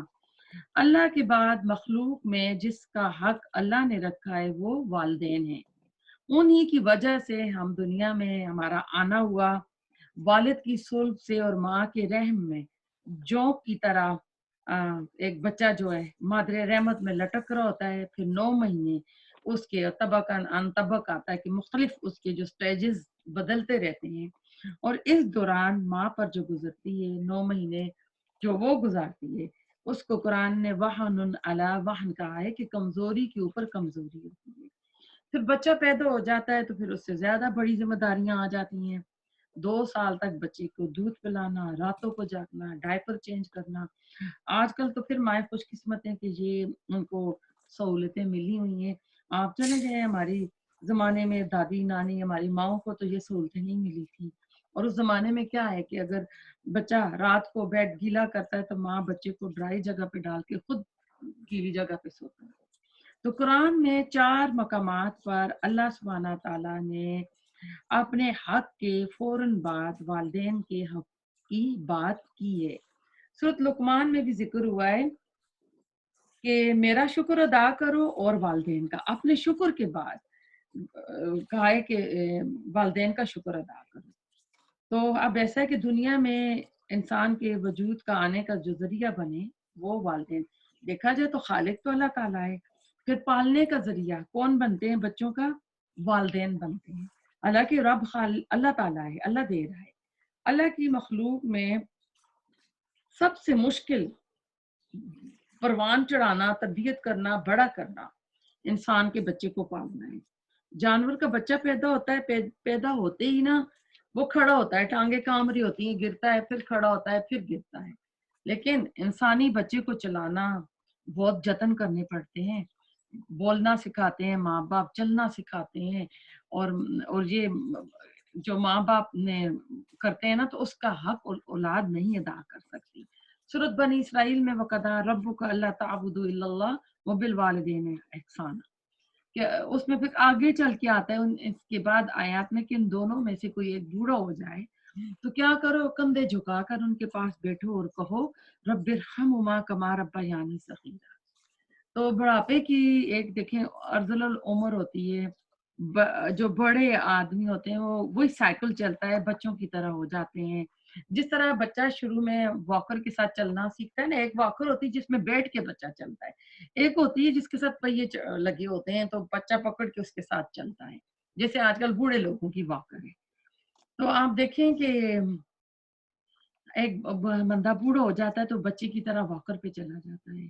تو اب پھر بچوں کی ایک ضد ہوتی ہے، خواہشات ہوتی ہیں جس کو کہتے ہیں بچگانہ خواہشات، اسی طرح بوڑھے بھی بچوں کی طرح حرکت کرتے ہیں، دماغی توازن صحیح نہیں رہتا۔ تو وہاں پر آیا ہے کہ ان کے ساتھ نرمی اختیار کرو، ان کو جھڑکو نہیں، باعزت طریقے پر ان سے بات کرو، کندھوں کو جھکا کر بیٹھو، رحم اور شفقت اور محبت کے ساتھ۔ یہ سب کچھ کر کے بھی تم ان کا بدلہ نہیں چکا سکتے۔ ابن عمر نے پوچھا، ابن عمر سے ایک بار کعبے کا طواف کر رہے تھے تو کسی نے پوچھا تھا ان سے، یا انہوں نے پوچھا تھا رسول اللہ صلی اللہ علیہ وسلم سے، میں بھول رہی ہوں، کہ اس نے اپنی ماں کو کندھے پہ بٹھا کے وہ طواف کرا رہا تھا، تو اس نے پوچھا کہ کیا میں نے اپنی ماں کا حق ادا کر دیا؟ تو اس کو کہا گیا کہ نہیں، جو لیبر پین ہوتے ہیں نا اس کا 1 گھنٹے کا بھی حق ادا نہیں کیا ہے۔ تو وہ 9 مہینے پیٹ میں رکھنا، پھر 2 سال تک بچے کو دودھ پلانا، بڑا کرنا، ہم سب نے اپنے بچوں کو بڑا کیا ہے، لیکن اولادیں جو ہیں بھول جاتی ہیں، اولادیں وہ چیز مانتی ہی نہیں ہیں، نہ احسان مانتی ہیں نہ کچھ اور مانتی ہیں۔ تو اور دعا کتنی پیاری ہے، رب ارحمہما کما ربیانی صغیرہ، کہ اللہ سبحانہ تعالیٰ تو ان دونوں پر رحم فرما جس طرح کہ میں چھوٹی تھی تو انہوں نے مجھ پر رحم کیا، مجھ سے پیار و محبت سے پالا۔ اب دیکھیں بچہ جب بات کرنی سیکھتا ہے نا، تو وہ بات ہم بار بار اس سے رپیٹ کرواتے ہیں، وہ جو ایک لفظ سیکھ لیتا ہے ہم بار بار، اب میری بھی نواسی فرسٹ ٹائم کرتے ہیں تو ہم وہ ورڈ بار بار رپیٹ کرتے ہیں، ویڈیوز بن جاتی ہیں، اس کو بار بار پلے کر کے دیکھتے ہیں، تو بچے سے بار بار پوچھتے ہیں، خوش ہوتے ہیں، انجوائے ہوتے ہیں۔ تو یہ ماں باپ کا ایک دل ہے، جگرا ہے، نانی نانا دادی دادی کا۔ اس کے برعکس جب ماں باپ بوڑھے ہو جاتے ہیں اور وہ 2 بار کوئی بات دہراتے ہیں، تیسری بار جب کوئی بات کہتے ہیں تو آگے سے اولاد ڈانٹتی ہے کہ کیا ہو گیا، کیوں بار بار کہہ رہے ہو، سن لیا ہے نا، اب کیا رٹ لگا رکھی ہے۔ تو معاملہ جو ہے بالکل برعکس ہو جاتا ہے۔ تو آپ دیکھیں، غور کریں کہ اللہ تعالیٰ نے پہلا حق اپنا رکھا ہے، پھر اللہ تعالیٰ نے والدین کا حق رکھا ہے، پھر اللہ تعالیٰ نے اس کے ساتھ دوسرا اس میں ڈائمینشن لے آئے تو وہ اولاد آ جاتی ہے۔ تو اولاد کے ساتھ پھر اگلا جو آتا ہے بہن بھائی آ جاتے ہیں، تیسرا ڈائمینشن۔ جس طرح کوئی چیز ہوتی ہے نا تو اس کی ایک لمبائی ہوتی ہے، چوڑائی ہوتی ہے اور گہرائی ہوتی ہے۔ تو یعنی یہ 3 اس میں ڈائمینشنس آ جاتے ہیں۔ تو ان تینوں میں اچھا تعلق ہونا چاہیے۔ میاں بیوی کے رشتے میں اللہ تعالیٰ نے پہلے زنا کے راستے سارے بند کیے، جو کہ ہم نے پڑھ لیا، یعنی بانڈ آف لو جو ہوتی ہے یہ کمزور کرنے والے ہوتے ہیں راستے، اللہ نے ان کو بند کیا۔ جس معاشرے میں زنا عام ہو وہاں شوہر بیوی کے تعلقات اچھے نہیں رہیں گے، بے اعتمادی کی فضا ہوگی، ٹرسٹ نہیں ہوگا، اور اولاد اس ماحول میں جو بڑی ہوگی تو وہ مجرمانہ ذہن لے کر اٹھے گی، جیسا کہ آج کل ادھر ویسٹ میں ہو رہا ہے۔ اور یہ بانڈ جو ہوتی ہے نا وہ مضبوط ہوتی ہے محبت سے۔ پھر نمبر 2 اس میں اللہ تعالیٰ نے رکھا والدین کے بعد اولاد کو۔ آپ غور کریں، اولاد کی محبت اللہ نے والدین کے دلوں میں اتنی زیادہ ڈال دی ہے، اتنی زیادہ ڈال دی ہے، اتنی کہ کچھ کہنے کی ضرورت ہی نہیں ہے۔ یہ اللہ نے ہماری فطرت میں ڈال دی ہے۔ اگر یہ محبت نہ ہوتی تو کون اپنی نیندیں حرام کرتا، نیندیں قربان کرتا، کون راتوں کو اٹھ کر بچوں کو دودھ پلاتا۔ ابھی تو لیبر پین سے تھکے ہارے سرجری ہوئی ہوئی ہیں اور بچوں کو گود میں لے کے راتوں کو دودھ پلا رہی ہیں، پھر وقت نکال رہی ہیں، پھر ڈائپر چینج ہو رہے ہیں۔ تو کبھی کبھی تو ساری رات ماؤں کی جاگ کے گزر جاتی ہے جب بچے بیمار ہوں، کیونکہ باپ تو دن بھر محنت کرتے ہیں، مزدوری کرتے ہیں، تو وہ تو نہیں راتوں کو جاگتے بچوں کے ساتھ، عموماً مائیں ہی ایسا کام کرتی ہیں۔ تو آپ غور کریں، قرآن میں ایک بار بھی نہیں آیا کہ بچوں سے محبت کرو، بلکہ الٹا روکا گیا ہے، ان اموالکم اولادکم فتنہ، کہ تمہارا مال اور تمہاری اولادیں فتنہ ہیں، آزمائش کا ذریعہ ہے۔ یعنی ان کی محبت میں اتنے نہ ڈوب جاؤ، اتنے نہ ادھر گولی دیتی یا صرف گم ہو جاؤ کہ دوائی آپ دیتی یا کو حرام حلال کا فرق نہ پڑے اور جائز ناجائز کا نہ فرق پتہ چلے۔ یاسر یاسر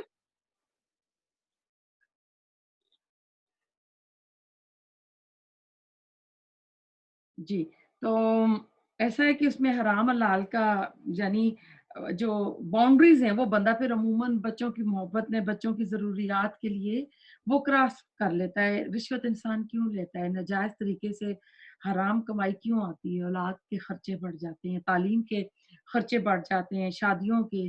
4 بار قرآن میں اللہ تعالیٰ نے والدین سے محبت، والدین سے احسان کا ذکر کیا۔ اللہ تعالیٰ نے اپنے حق کے فوراً بات کہا ہے، لیکن اولاد سے محبت کے لیے قرآن میں ایک آیت بھی نہیں ہے۔ والدین کے لیے یہ محبت جو ہے نا اللہ تعالیٰ نے اس کی خلقت میں رکھ دی ہے، یعنی اولاد کی محبت۔ تو اس کا اکثر ہم گھروں میں نا مشاہدہ بھی کرتے ہیں، عموماً جوائنٹ فیملیز میں ساس اور بہو کا جھگڑا کیوں ٹکراتا ہے؟ والدین کی محبت اولاد پر مرکوز ہوتی ہے۔ جب اولاد کی شادیاں ہوتی ہیں، اب ان کے آگے اپنے بچے آ جاتے ہیں، بیوی بچے، تو وہ اپنی اولاد کی محبت کی وہ ویسی محبت رکھتے ہیں جیسے ان کی माँ बाप ने उनके लिए रखी थी। तब उनके वालिदैन जो है ना, अब जो है वो अब महसूस करते हैं, हालांकि वही साइकिल चल रहा होता है।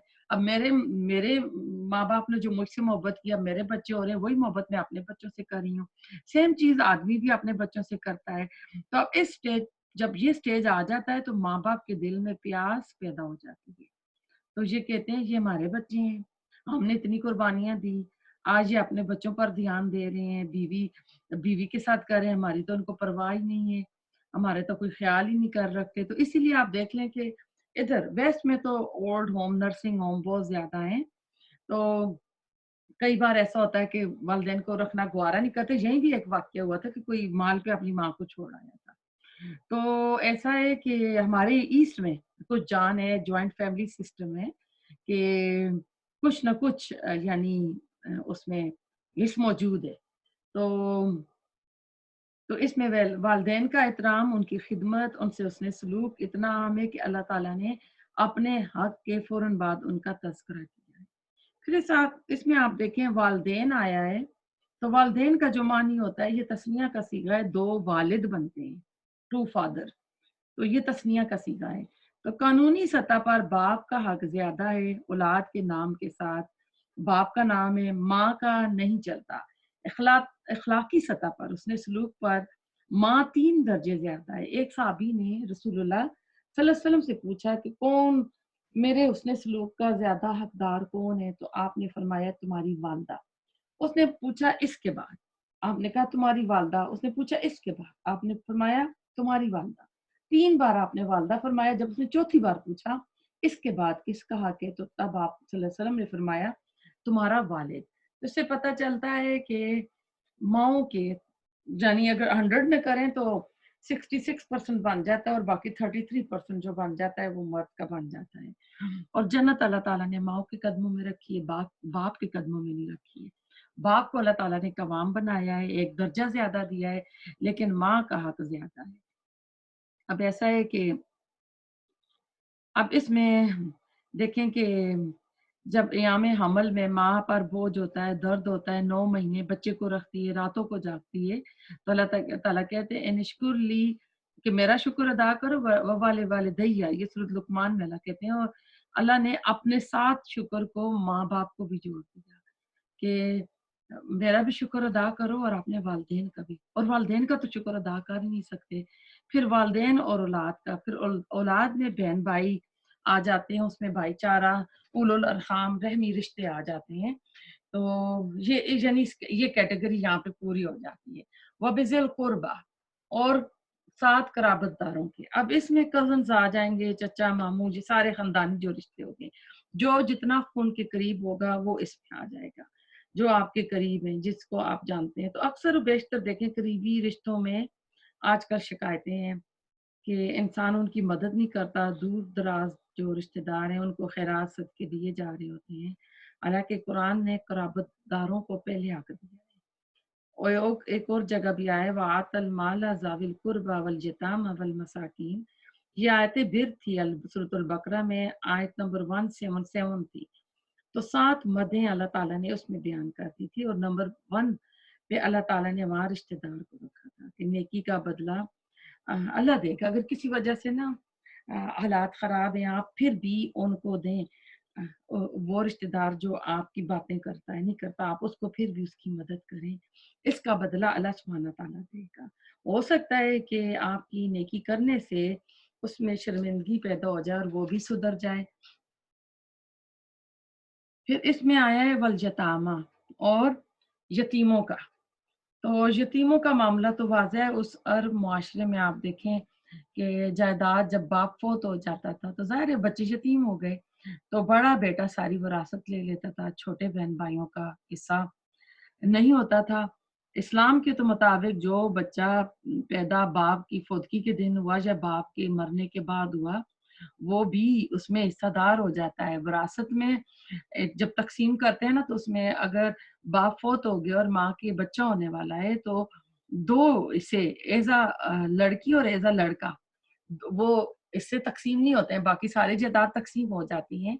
3 हिस्से नहीं तक़सीम होते। एक एक हिस्सा लड़की का होता है, 2 हिस्से लड़के के होते हैं।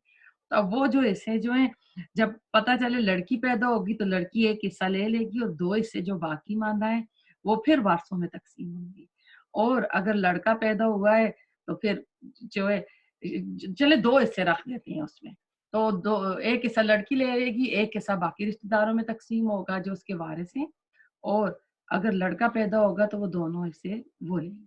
تو اسلام اتنا عدل والا یعنی یہ دین ہے، بیوٹی آف اسلام ہے، تو اللہ تعالیٰ نے تو اتنا اس کا حصہ رکھا ہے، تو اسلام کا بہترین نظام ہے کہ جو بچہ ابھی دنیا میں نہیں آیا اس کا بھی حق اللہ نے رکھا ہے۔ اس کے علاوہ کئی اس میں احادیث ہیں کہ یتیم کی کفالت کرنے والا رسول اللہ علیہ وسلم نے کہا کہ قیامت کے دن میں اور وہ جنت میں سے ساتھ ساتھ ہوں گے، تو جس گھر میں یتیم کی پرورش کی جاتی ہے وہ اللہ تعالیٰ کو گھر یعنی بہت پسند ہوتا ہے۔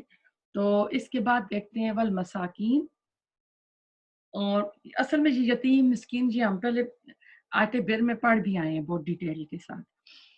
سین کاف نون اس کا روٹ ورڈ ہے، جن کی ہمت جواب دے جائے، ایسا بھی کمزوری ہے انسان کام نہیں کم کر سکتا، کم ہمتی پیدا ہو گئی ہے، حالات رک گئے ہیں، سکنا حالات رک گئے، اچھے خاصے بڑے گھر میں رہ رہے ہیں لیکن آمدنی نہیں آ رہی ہے، تو ایسا ہے کہ اس میں نا مسکین لوگ جو ہوتے ہیں یہ بعض دفعہ ڈھونڈنے پڑتے ہیں بندے کو، بظاہر وہ لگتے ہیں کہ ان کے پاس سب کچھ ہے لیکن ان کے پاس نہیں ہوتا۔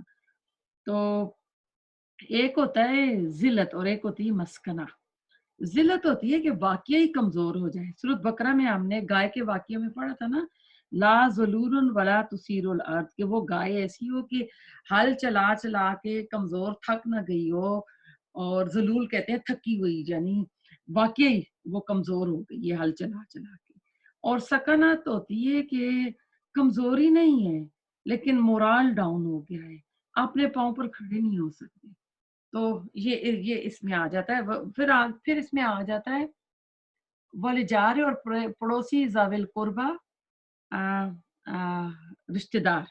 اب پڑوسیوں کی 2 اس میں اقسام آ گئی ہیں، جو پڑوسی رشتہ دار ہے، معاشرے کے اندر پڑوس کی بہت اہمیت ہے، بڑے شہروں میں یہ چیز آلموسٹ ختم ہو گئی ہے، گاؤں کے ماحول میں پھر بھی آپ دیکھیں تو آپ کو یہ چیز ملے گی۔ تو ایک وقت ایسا ہوتا تھا کہ مہمان آتے تھے تو جو آس پاس پڑوسی والے نا وہ بھی کہتے تھے مہمان کو ہمارے گھر لے کر آئے، پیار محبت کا ماحول ہوتا تھا۔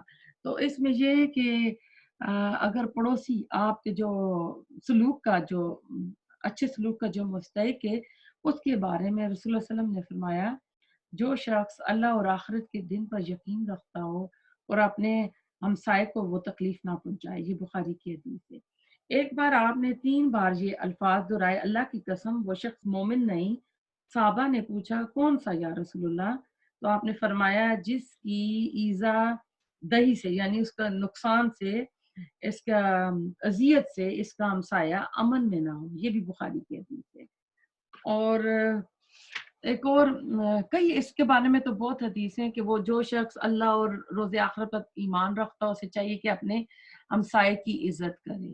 ایک اور جگہ آپ نے فرمایا جبرائیل میرے پاس ہمسائے سے اس نے سلوک کے بارے میں اتنی وصیت کرتے رہے کہ میں سمجھا کہ وہ اسے وارث بنا دیں گے، یہ بخاری کی حدیث ہے۔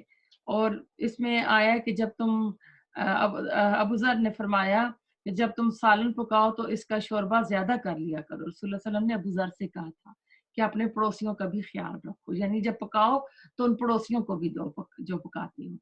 تو یہ پڑوسی بھی اپنے قرب کی وجہ سے زیادہ حقدار ہوگا جتنے کلوز ہوگا، اب یہ رشتہ دار پڑوسی کا ہو رہا ہے تو اسی طرح ہوگا۔ حضرت عائشہ فرماتی ہیں میں نے پوچھا اللہ کے رسول میرے 2 پڑوسی ہیں، میں کس کو تحفہ بھیجوں؟ تو آپ نے فرمایا جس کا دروازہ زیادہ قریب ہے، یہ بخاری کی حدیث ہے۔ آپ نے فرمایا اے مسلمان عورتوں، کوئی ہمسائی اپنی ہمسائی کے تحفے کو حقیر نہ سمجھے، وہ خواہ بکری، وہ تحفہ جو ہے بکری کا کھور ہی کی نہ ہو، جس کو ہم پائے بولتے ہیں، خیر تو بڑے شوق سے کھائے جاتے ہیں۔ آپ نے فرمایا کوئی ہمسایہ اپنے ہمسائے کو اپنی دیوار میں لکڑی رکھنے سے منع نہ کرے، یعنی آپ کو پتہ ہے دیواریں جو ہوتی ہیں سانجی ہوتی ہیں تو وہ اپنا کچھ چھت ڈال رہے ہیں تو وہ شتیر رکھتے ہیں نا، اس کے لیے تو وہ منع نہیں کرنا چاہیے۔ آپ نے ایک اور جگہ فرمایا جب اپنے ہمسائے کو یہ کہتے سنیں کہ آپ نے اچھا کام کیا تو فی الواقع آپ نے اچھا کام کیا ہے، اور جب آپ سنیں کہ آپ نے برا کام کیا تو فی الواقع آپ نے برا کیا ہے۔ پھر آپ نے فرمایا وہ شخص مسلمان نہیں جو خود پیٹ بھر کر کھاتا ہے، اس کا جو ہمسایہ ہے بھوکا رہتا ہے۔ اب جیسے بڑے شہروں میں اب یہ چیز ختم ہو گئی ہے، نہ محلے اس طرح کے رہے ہیں، اب بندے کو پتہ ہی نہیں ہوتا میرے نیکسٹ ڈور کون رہ رہا ہے نا۔ تو اب ایسا ہے کہ اب اگلا جو آیا ہے بلچارے اور پڑوسی جنب یعنی اجنبی۔ اب پڑوسی دو طرح کے ہو سکتے ہیں، ایک آپ کے رشتہ دار ہو سکتے ہیں، اور پرانے زمانوں میں جب لوگ آباد ہوتے تھے تو کیا کرتے تھے، پورے پورے محلے پورے پورے وہ ایریے نا ان کے ہوتے تھے، وہ کوٹ کا نام دے دیتے تھے اس نام جو بڑا بزرگ ہوتا تھا اس نام پہ نا، تو وہ اسی نام سے آج بھی اب جائیں تو آپ کو کئی علاقے ملیں گے، تو وہ سارے یعنی رشتہ دار آس پڑوس میں اکٹھے رہ رہے ہوتے تھے، تو یہ ان کا آ گیا، اور اس میں پھر آ گیا اجنبی جو آپ کا ہمسایہ ہے۔ تو اب تیسرا اس میں ایک اور آ گیا وصاحب بن جنب، اور ساتھی پہلو کے۔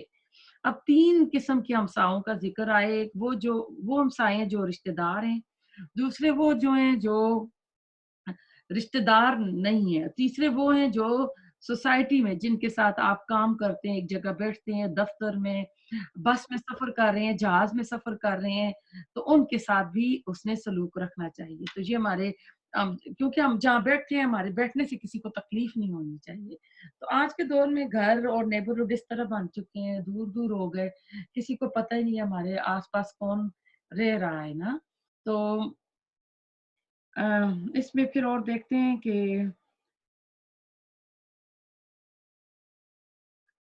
آپ نے فرمایا کہ وہ 3 بار آپ نے کہا خدا کی قسم فلاں شخص مومن نہیں ہو سکتا۔ پوچھا گیا کون، کہ جس کی، یہ میں آپ کو حدیث آئی تھنک بتا بھی چکی ہوں، کہ جس کی تکلیف سے اس کا پڑوسی تنگ ہو۔ پھر اس میں آتا ہے کہ آپ گاڑی ایسی جگہ پارک نہ کریں کہ جو اس کا رستہ، اس کا ڈرائیو وے پارک نہ کریں، ڈرائیو وے جو ہے نا وہ بلاک نہ کریں، اور پھر دہشت قائم نہ کریں۔ اگر فرض کریں کہ کوئی کمزور ہیں جن کے بچے نہیں ہیں، بیٹے نہیں ہیں، اور ساتھ میں کوئی رہ رہا ہے جس کے ساتھ 8 بیٹے ہیں، تو آپ نہ روب نہ جانے ان پہ، یا آپ کے نیکسٹ ڈور کوئی بہت بوڑھے رہ رہے ہیں، عاجز ہیں، اور دوسری طرف جوان رہ رہے ہیں، تو ایسے میں نا خیال رکھنا چاہیے، نیبرہڈ میں بوڑھوں کا بھی خیال رکھنا چاہیے کہ ان کا کیا کیا یعنی یہ رائٹس اللہ تعالیٰ نے دی ہیں۔ پھر اس میں اللہ تعالیٰ کہتے ہیں وابن السبیل اور مسافر۔ تو مسافر پچھلے وقتوں میں تو مسافر دیکھیں گھوڑے اور اونٹ پر سفر کرتے تھے، اور گھوڑا ایک دن میں کم از کم زیادہ سے زیادہ 30 میل 35 میل ہی سفر کر سکتا ہے، اور اس میں بھی اس کو درمیان میں کئی بار آرام کرانے کی ضرورت ہوتی ہے، کیونکہ نہ تو وہ گیس پہ چل رہا ہے، نہ اس کے ٹائر چل رہے ہیں، بلکہ وہ اپنی ٹانگوں پر چل رہا ہے۔ تو مہینوں مہینوں کے سفر ہوتے تھے، آج کل کی طرح نہیں ہے، ٹکٹ لے لیا، ہوٹل بک کرا لیا، آپ اترے، آپ نے وہ اوبر لی، آپ نے گاڑی لی اور آپ چلے گئے، نہیں ایسا نہیں ہے۔ تو اگر بائی روڈ بھی جا رہے ہو تو راستے میں آپ کو کوئی ریسٹ ایریا نہیں ملیں گے، کوئی بکیز کے گیس اسٹیشن نہیں ملیں گے، تو یہ اس زمانے کی بات ہے۔ تو ایسا تھا کہ جس گاؤں میں مسافر رکتا وہ عموماً مسجدوں میں ٹھہرتے، ہوٹلز تو ہوتے نہیں تھے، اور وہاں کے جو گاؤں کے لوگ کھاتے پیتے لوگ ہوتے تھے، چودھری وڈیرے ٹائم، وہ ان کو گھر لے جاتے، کھانا کھلاتے، رات وہ مسجد کو گزارتے، اگلے دن پھر سفر شروع کرتے۔ یہ سرائے جو ہوتے ہیں یہ بھی بعد میں بنے تھے، پھر یہ زیادہ تر عمر فاروق نے اپنے دور میں بنائے تھے۔ پھر وہ سفر بھی آپ کو پتا ہے کہ محفوظ نہیں تھے، گھوڑوں اور اونٹوں کے اوپر ڈاکے پڑتے تھے، ان کی پونجی جو ہوتی تھی چوری ہو جاتی تھی۔ آج کل تو کریڈٹ کارڈ کا زمانہ ہے تو اس میں اتنا وہ ڈر ہی نہیں ہے۔ تو اس طرح اگر کہتے ہیں کہ مسافر اپنے قیمتی گھوڑے پہ اور اونٹ پہ آئے اور کسی چیز کا سوال کرے تو اس کی حاجت کو پورا کرو، اور آج اگر کوئی قیمتی گاڑی پہ آتا ہے مسافر تو اس کا جو وہ مانگ رہا ہے وہ اس کو آپ دو۔ تو آپ نے اس میں آپ کو میں حدیث سے بتاتی ہوں، مسافروں سے بہترین سلوک کرنے کی ابو سعید خدری کہتے ہیں ہم ایک سفر پر جا رہے تھے، سفر میں آپ نے ہمیں فرمایا جس کے پاس فالتو سواری ہے وہ اسے دے دے جس کے پاس سواری نہیں ہے، اور جس کے پاس زائد کھانا ہے وہ اسے دے دے جس کے پاس کھانا نہیں ہے۔ پھر آپ نے مال کی ایک ایک قسم کا جدا جدا ذکر کیا تاکہ ہم یہ سمجھنے لگے اپنے زائد مال میں ہمارا کوئی حق نہیں ہے۔ ایک اور میں ابن عبداللہ کہتے ہیں ایک شخص کو جو سفر پر روانہ ہو رہا تھا کہا میرے پاس آؤ میں تمہیں ایسے ہی رخصت کروں جیسے رسول اللہ صلی اللہ علیہ وسلم ہمیں رخصت کیا کرتے تھے. پھر انہوں نے ان سے کہا کہ میں تمہارا دین، تمہاری امانت، تمہاری اعمال اللہ تعالیٰ کے سپرد کرتا ہوں. یہ ترمذی کی حدیث ہے کہ کوئی مسافر رخصت ہو رہا تو آپ اس طرح کی اس کو دعا دے سکتے ہیں. پھر ایک اور حدیث میں رسول اللہ صلی اللہ علیہ وسلم سے پوچھا گیا کہ ہمیں روزانہ نہ آپ ہمیں روانہ کرتے تو راستے میں ایسے لوگوں کے پاس ہم اترتے جو ہماری مہمانی تک نہیں کرتے تو آپ ہمیں کیا حکم دیتے ہیں؟ تو آپ نے فرمایا اگر وہ لوگ دستور کے مطابق تمہاری مہمانی کریں تو ٹھیک، اگر نہ کریں تو دستور کے مطابق مہمانی کا حق ان سے وصول کر لو. یعنی مسافر جو ہے وہ اپنا حق بھی وصول کر سکتے ہیں، یہ اللہ تعالیٰ نے ان کے اوپر ذمہ رکھا ہے.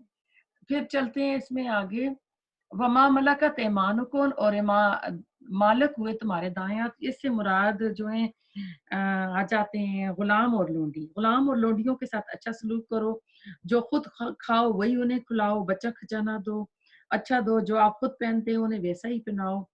تو اس میں مجھے ایک بات یاد آ گئی ہے کہ کہتے ہیں کہ ایک دکاندار کے پاس نا دو عورتیں باری باری گئیں. پہلی عورت نے کہا کہ مجھے کوئی عام سا نا درمیانہ سا سوٹ دکھاؤ کہ مجھے اپنی نوکرانی کو دینا ہے، میرے بیٹے کی شادی کا سوٹ. تو اس نے ہلکا قسم کا سوٹ لیا اور تھوڑی دیر بعد دوسری عورت آئی تو اس نے کہا کہ مجھے جی بہت ہی اعلیٰ بہت ہی اچھا سوٹ دکھائیں کہ میری مالکن کے بیٹے کی شادی ہے، مجھے اس کو دینا ہے. تو آپ دیکھ لیں کس کا ظرف بڑا ہوا، مالدار کا یا غریب کا. تو اب ایسا ہے کہ یہ غلام اور لونڈی جو ہوتے ہیں ان سے بھاری اور مشکل مشقت والے کام نہ کراؤ. اسلام نے غلام اور لونڈیوں کو اتنے حقوق دیے ہیں اور بعض گناہوں پر کفارہ غلام آزاد کرنا آ جاتا ہے. تو اب سب سے بڑی نیکی بھی یہ ہوتی تھی کہ غلام آزاد کرو. تو اسلام نے اتنے پیارے انداز میں ان کے حقوق رکھے کہ آج لونڈیزم اور غلامزم بالکل ختم ہو چکا ہے. پھر ایک وقت ایسا آیا تھا اسلام میں کہ انہی نے جو غلام تھے انہوں نے ہی حکومتیں کی تھیں. اس کے بارے میں بہت زیادہ حدیث ہیں لونڈی غلام میں. اب کیونکہ غلام اور لونڈیزم ہے نہیں ہے تو اس لیے میں زیادہ حدیث کو نہیں بتاتی، لیکن اس میں آپ اپنی گھر کی نوکرانیوں کو لے آئیں کہ غلام تو زرخرید آپ کا نوکر ہوتا ہے، لونڈی بھی زرخرید ہوتی ہے، لیکن جو گھر میں کام کرنے والی ہیں یہ ہماری زرخرید نہیں ہوتی ہیں. ان کے اپنے گھر ہیں، اپنے شوہر ہیں، اپنے بچے ہیں، وہ صرف چند گھنٹے کام کر رہی ہوتی ہیں، اس کے عوض پیسے لے رہی ہوتی ہیں. تو اگر غلاموں کے لیے آیا ہے کہ ان سے بھاری کام نہ کریں، ان پہ زیادہ کاموں کا بوجھ نہ ڈالیں، تو پھر آپ سوچ لیں کہ ایسے نوکروں کے بھی ساتھ نا خیال رکھنا چاہیے. اب کام کر رہی ہوں تو کوئی چیز رہ جاتی ہے نا تو ان سے نہ کہیں کہ آئیں یہ آ کے یہاں سے صاف کریں، وہ بھی ہماری طرح انسان ہے، آپ اٹھ کے کر دیا کریں. تو اللہ تعالیٰ کو یہ ادا پسند آئے گی. پھر جب کام کر رہی ہوں درمیان ان کو چائے کا، کھانے کا، فروٹ کا جو بھی آپ دینا چاہتے ہیں ان کو بریک دیا کریں کہ تھوڑا سا ریسٹ کر لیں پھر آگے کام کریں، کھانے پینے کو بھی ان کو دیں. تو اس میں ہم دیکھتے ہیں تاریخ میں کہتے ہیں کہ ایسے بے شمار بادشاہ گزرے ہیں جو غلام تھے. اب اسلام نے غلاموں کو اتنی دی نا، یعنی غلام آزاد ہوتے گئے اور یہ غلامزم ختم ہو گیا. تو بعد میں ایک وقت آیا تھا کہ یہ حکومت جو تھی مملوک کہتے ہیں، مملوکیت کا دور آیا تھا جس میں یہ غلام جو تھے یہ لیڈر یہ حکمران بنے تھے. اب ہم انڈیا کی طرف آئیں، محمود غزنوی مشہور فاتح ہند ہیں، یہ آزاد کردہ غلام تھے. ہندوستان اور مصر میں غلاموں کے خاندانوں نے صدیوں تک حکومت کی ہے. مغلوں کی ہند میں آمد سے پہلے خاندان غلامہ کی کئی جو تھی نا ہند پر حکومت تھی، جس میں قطب الدین اور بلبن جن کے نام آتے ہیں یہ سارے جو تھے یہ غلام تھے. تو اس میں آتا ہے کہ اوما ملکت میں علماء کہتے ہیں کہ اس میں جانور اور مویشی بھی آ جاتے ہیں جو انسان اپنی ضرورت کے تحت اپنے گھر میں پالتا ہے. سواری کے لیے گھوڑا، اونٹ، دودھ حاصل کرنے کے لیے بھیڑ بکری، گائے بھینس، اور انڈوں اور گوشت کے لیے مرغیاں وغیرہ نا. تو یہ جانور بھی اپنے مالک کے حسن سلوک کے مستحق ہیں، یعنی ان کو بھی خوب ان پر رحم کیا جائے، ان سے بہتر سلوک کیا جائے. تو پھر آخر میں اللہ تعالیٰ، میں ایک اور آپ کو بتاتی ہوں کہ ہارون الرشید اور مامون الرشید کے دور میں ان کے ایک استاد غلام تھے. تو یہ ان کے جوتے سیدھے کرنے میں ہارون الرشید کہتا تھا میں کروں اور مامون الرشید کہتے تھے میں کروں. ان کے درمیان آپس میں نا جھگڑا ہو جاتا تھا. یعنی ایک غلام استاد اور اس کی عزت کون کریں؟ جو حکمران ہے وقت کے. پھر آیا اس میں ان اللہ لا युहिब्बु मन काना मुख्तालन फ़खूरा कि अल्लाह ताला नहीं पसंद करता उसको जो खुद पसंद और फ़ख्र करने वाला हो। मुख्ताल खेल से है, खा या लाम, ये घोड़े को भी अरबी में कहते हैं और आला नस्ल का घोड़े की जो चाल होती है उसमें एक शान होती है। जब इंसान घोड़े वाली चाल शुरू कर दे जिसमें उसके अंदर फ़ख्र आ जाए, तो ये फ़ख्र किस पर आएगा? माल पर आएगा, सियत पर आएगा। तो अल्लाह ताला को ये चीज़ जो है वो पसंद नहीं है। तो इसमें हम देखते हैं कि गुलामों की जो बात हुई है तो हदीस की इसमें आप चले जाएँ हदीस टर्मिनोलॉजी में तो इसमें जो गोल्डन चेन ऑफ हदीस है वो आती है जिसमें कम से कम रावी आए हैं।